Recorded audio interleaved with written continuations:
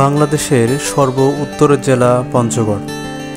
পঞ্চগড় বাংলাদেশের উত্তর পশ্চিমাঞ্চলে অবস্থিত একটি প্রাচীন জনপদ। পঞ্চগড় জেলার পূর্বে নীলফামারী জেলা, পশ্চিমে ভারতের পশ্চিমবঙ্গ, উত্তরে ভারতের পশ্চিমবঙ্গ ও দক্ষিণে ঠাকুরগাঁও ও দিনাজপুর জেলা। এই প্রাচীন জনপদে রয়েছে ইতিহাসের নানা সাক্ষী নিয়ে টিকে আছে দর্শনীয় নিদর্শন। প্রাকৃতিক সৌন্দর্যে ভরপুর এই পঞ্চগড় জেলার নানা দর্শনীয় স্থান ভ্রমণ পিপাসু মানুষদের কাছে টেনে নেয়। ঐতিহাসিক ও দর্শনীয় স্থানের মধ্যে উল্লেখযোগ্য হল মহারাজার দিঘি, চা বাগান, শাহী জামে মসজিদ, Bhitargarh, মিরগড়, rocks museum, 0 point, Mahananda নদী, 12 আউলিয়ার মাজার ইত্যাদি।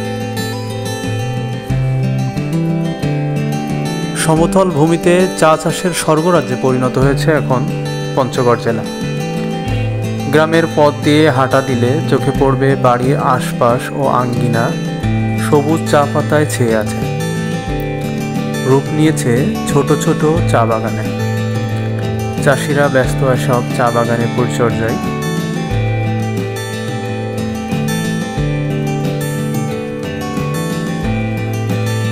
কেউ কেউ সাথী ফসল হিসেবেও চা চাষ করে সবুজ পাতায় আঙ্গিনা ভরে রেখেছেন। এমন চিত্র পঞ্চগড় জেলার সবখানে।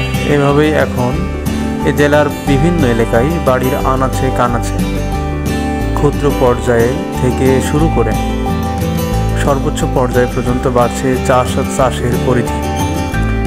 দেশের সর্ব উত্তরের জনপদ পঞ্চগড়ে সমতল ভূমিতে এই চা চাষ দেশের অর্থনৈতিক উন্নয়নের নতুন দিগন্তের সূচনা, পাশাপাশি স্বর্গরাজ্যে পরিণত হয়েছে পুরো পঞ্চগড় জেলা।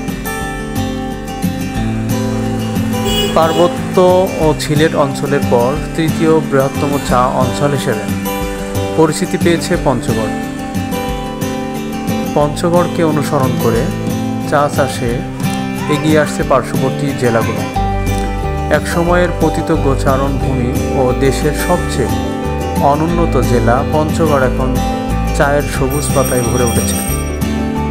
সৃষ্টি হয়েছে চোখ জোড়ানো নৈসর্গিক সৌন্দর্য। আন্তর্জাতিক মানের চা উৎপাদন হওয়ায় দেশের গণ্ডি পেরিয়ে পঞ্চগড়ের চা প্রবেশ করছে আন্তর্জাতিক বাজারে।